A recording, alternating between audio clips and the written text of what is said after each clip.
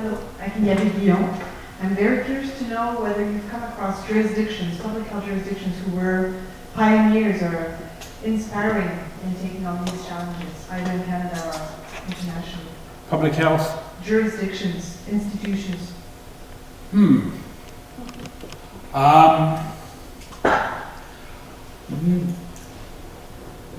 Not exactly. There are people, I mean, I was one of the founders of something called the Canadian Association of Physicians for the Environment, which I don't think has a lot of public health members actually, the public health physicians, but has a lot of family doctors and other specialists and so on. So there are organizations like that are focused on these sorts of issues. There are pockets of leaders, so you get folks down in the States. I work with people like Howard Frumpkin and Dick Jackson, who've worked on healthy communities and worked on global ecological change. There's a group there. Australia actually is quite a hotbed for this. There's a lot of work going on in Australia. So people like Colin Butner and Tony Capon, and of course the late Tony McMichael, who was the real, in many ways, the source of a lot of this thinking and the inspiration for a lot of us. And he wrote a book called Planetary Overload back in around 1992, which spelled out a lot of this. So and Australia's had quite a strong history, I think largely due to Tony ever since, and still does. So there are pockets of it.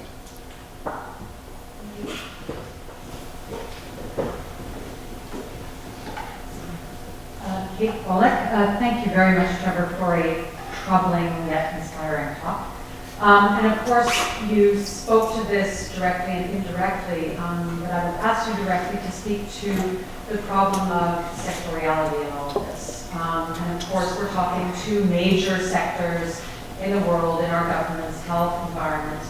And I can't help but wonder, you're pleased for us to include this in the public health agenda, but I'm wondering whether we shouldn't rather be using our public health expertise within the environmental agenda instead. So we really sort of have two choices, and I'm wondering if you could speak to your thoughts about the best bang for the buck policy-wise for us to work with the environment, or for us in public health to integrate environmental concerns into what we do. Yes. So my tendency when presented with two choices is to pick both, because I don't think it's either or. We have to do both. There is no point in us trying to go out to the environmental sector if we haven't got our heads wrapped around this. Although one way to get our heads wrapped around it, on the other hand, is to go work with them and learn. On the other hand, they definitely need us. I mean, I've worked in and with and around environmental organizations for 40 years, and they're always glad to have public health there, or the health perspective there, in large part because people relate more to human health impacts and concerns than they do to the loss of some trees or some insects, or, it's sort of not us, and it's a bit more remote. So they're always happy to have us there. We just haven't been there very much and enough. So I think you have to do both. We have a lot to learn from them. One way to learn it is to go work with them, but they need us to go work with them anyway. But we also have to get our own head wrapped around it. So it's not on the curriculum, for example, in schools of public health. It's beginning to be a little bit, but it hasn't been there in a major way. We have focused on the social to the exclusion of the ecological. We need to get that balance right. And we also need to understand there's a huge component in here of environmental justice, or environmental injustice actually. And what we see time and again, and we see it at small scale and large scale, is the benefits go to the wealthy and the costs go to the poor. And that happens globally on these issues as well. So, and I also think the other thing is you have to approach this both as a public health professional but also as a citizen. So what are you going to do in your own neighborhood, in your own school, or your kids' school? How can you bring these things together? And certainly in the whole of the healthy cities movement, there's a lot of reciprocity between healthy cities and sustainable cities. And I get a bit worried about it when they insist that, you know, healthy cities is what we need, not sustainable. I mean, actually, the other thing I'd say around sectorality and the divisions, one of the big things that we actually talk about quite a lot in the report, and I haven't touched on here, is we have to change the way we measure things. We have to change the way as a society we measure progress in particular. Right now we measure progress by GDP. You know, so how's the economy doing? How much has GDP grown or not grown? You know, all of that. Well, apart from the fact that GDP, when it was developed in the 1930s, Simon Kuznets was very explicit in saying you can't judge the social welfare of a nation from its economic activity. That's, in fact, was ignored, and that's what has happened. GDP is a totally stupid, mindless way of establishing a policy objective or measuring anything, actually, other than economic activity. But it doesn't tell you anything about social well-being. So we need to work on what are we actually in the business of? If we're in the business of human well-being, human development, we need different ways to measure that. D'autres questions, vous pouvez les poser en français pour voir une façon d'évaluer. Je pense que Trevor comprend assez le français pour... Comprend un peu, peut-être. Oui, Richard? Une question concernant selon l'ONU, il y aurait quelque chose comme 1 milliard de personnes qui sont sorties de la pauvreté au cours des 10-15 dernières années. Suite au Millennium Objective, et ces choses-là. Évidemment, ils sont sortis de la pauvreté, on peut dire ça par des approches de modernisation, qui ont consommé évidemment plus de ressources de la planète, et puis ils vont polluer davantage. J'essaie de réconcilier cette bonne nouvelle, les gens qui vivent plus longtemps en meilleure santé, avec le coût à la planète de cette amélioration des conditions de vie d'1 milliard de personnes. Et j'ai de la misère à réconcilier les deux actions ou deux conséquences. Une que je considère bonne, 1 milliard de personnes de moins dans la pauvreté, c'est une bonne nouvelle. Mais il y a un coût à la planète à cette victoire-là. Quand j'écoute ce que vous présentez, ça nous met face à des dilemmes assez importants. On voit qu'il y a trop de monde sur la planète qui utilise trop de ressources, qui pollue trop, et qui nous amènerait davantage vers une solution à diminuer la démographie ou l'impact de la démographie, l'impact de la modernisation, l'impact des découvertes qui ne vont pas dans le sens d'économiser les ressources de la planète. Alors, qu'est-ce qu'on va conclure de ça? On est dans une période de transition et que la transition peut prendre deux voies, c'est-à-dire une qui est l'échéance totale versus l'autre qui n'est pas définie. Comment vous réconciliez ces idées-là? The problem that we face is, and you will all, I hope, be very familiar with that quite famous graph of life expectancy and GDP per capita. And in the initial phase of that, the graph rises very steeply. You have to have sufficient economic development to afford, as a society, to buy clean water, sanitation, universal education, adequate shelter, all of that. So initially, that curve rises steeply. As you get more wealth per capita, you meet that. Then at around between $10,000 and $20,000 per capita of GDP at the moment, that curve starts to inflect.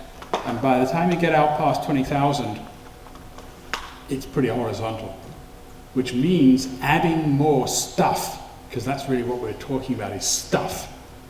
Adding more stuff to what we already have doesn't improve life expectancy, doesn't even improve quality of life particularly. And so we are going to have to find a way, because we've already exceeded the carrying capacity of the planet, the only way that you can create space for the development that is needed in low-income countries and communities is by those who have a lot, or really, if you like, have too much, consuming less. We can't grow our way out of this. We actually will grow our way into a bigger problem. So we have to do less. So what we have to, and the trick is, and this is what the Great Transition is about, is how do we shift from a high quality of life, high consumption society to a high quality of life, low consumption society. We don't want to be giving up our quality of life. What we need to be changing is our quantity of life, if you like, our material well-being, in some very specific ways. And it's not going to work. I mean, if you've ever gone into a low-income country or middle-income country for that matter and said, sorry folks, the planet's small, you can't have what we've got. That doesn't fly. It's never going to fly. Why should it fly? And so we're going to have to figure out how do we scale back our material demands, part of which may be just through better use of technology, to be much more efficient in the way we use stuff. But also, you know, do we really need all the toys and gimmicks? I was just I just came back a couple of weeks ago from Malaysia, from Sarawak, and it was a very powerful and moving experience because I had the opportunity, I was there for a conference on healthy cities, but I had the opportunity to go back to a small community near the capital where I had been a volunteer teacher 50 years ago. And I met with some of the quote-unquote kids that I taught 50 years ago, who are now in their 60s and retired and with grandkids and so on.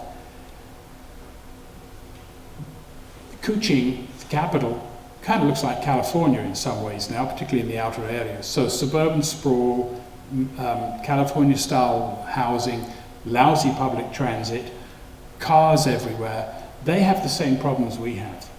They are materially better off, but they're also better off in human development terms. I mean, the kids I taught, growing up in places that, in kampongs and in longhouses, where they didn't have electricity, they didn't have running water other than in the creek, they didn't have, they only had some of the benefits of immunization, for example, and other public health measures. When I was in Sarawak in the 60s, the literacy rate in 1963 was 50%. So we've checked that it's changed hugely. They're very happy with where they are. And Malaysia intends to be and will be a high-income country by 2020. So you're not going to stop that process, exactly. But we're going to have to find a way to people talk about a convergence. So we're going to have to use less for others to use more.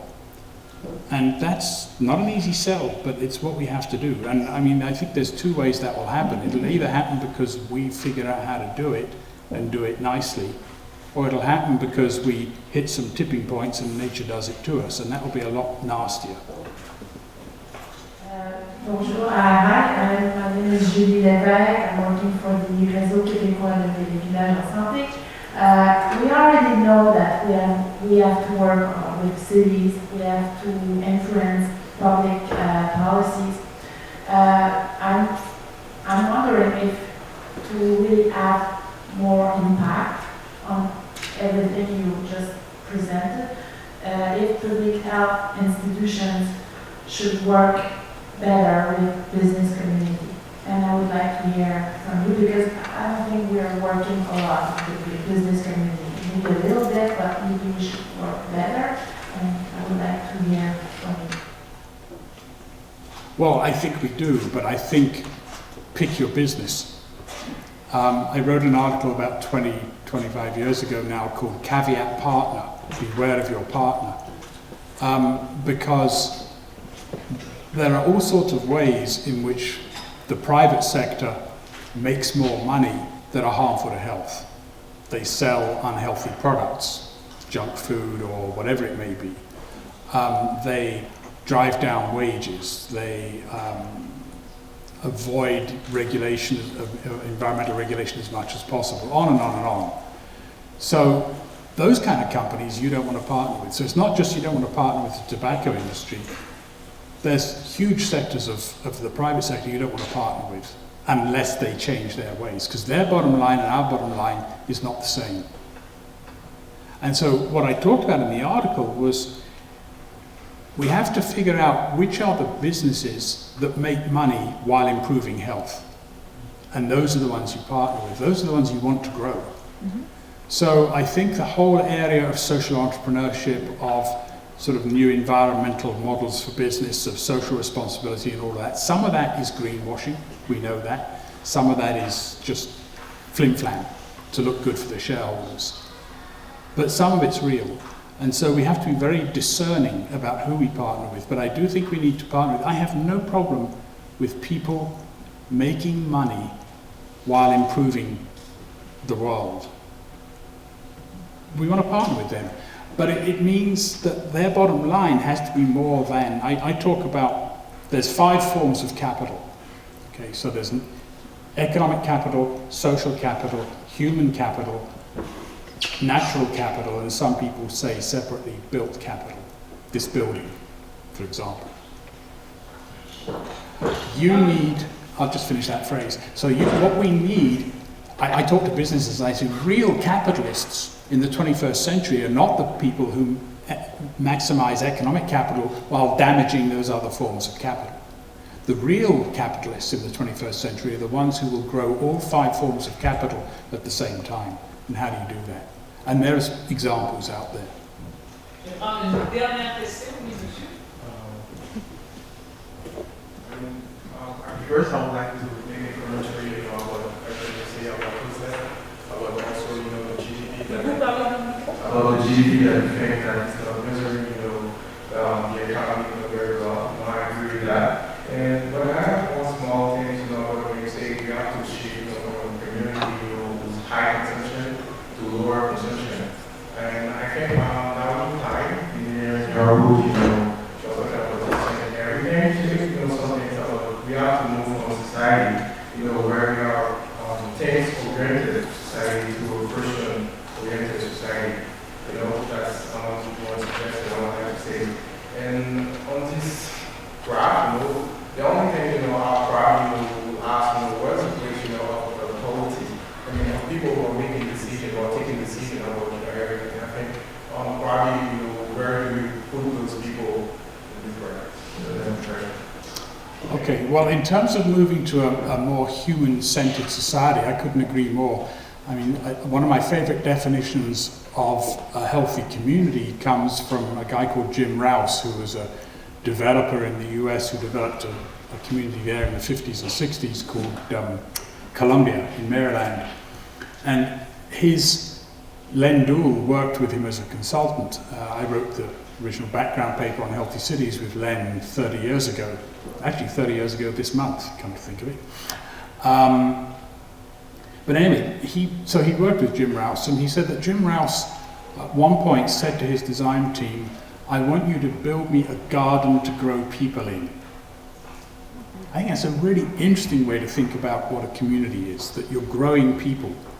So success is maximizing human development and human potential, not economic development and economic potential. To the extent economic development helps you do that, that's good. To the extent it doesn't, it's bad. So we need to shift the focus of that. And unfortunately, we do have a system that has emphasized economic growth, economic development, economic everything, and we've elected governments that think that way. So they think the business of government is business. And when I talk to municipalities, I say, the business, and municipalities, interestingly enough, get this, much more so than national and provincial governments. So national and provincial governments still think it's about GDP and the economy.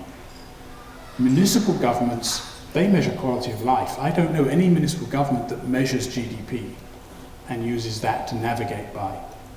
But they measure quality of life, and they have quite sophisticated systems for measuring quality of life, much more so than anything the federal or provincial governments do. So we actually need to get those higher levels of government to learn from local levels of government. And that's not easy, because they always think they're best up there.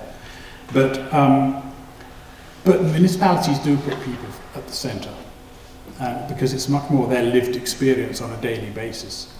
And it's not perfect, Nothing's ever perfect, but it's a lot better than happens at national level and provincial level. So we need to put people at the centre. We need to measure success in terms of human development. And that's a big mind shift from the way we are right now. But as I said, it was a big mind shift to accept you couldn't smoke in here 30 years ago. We can do it.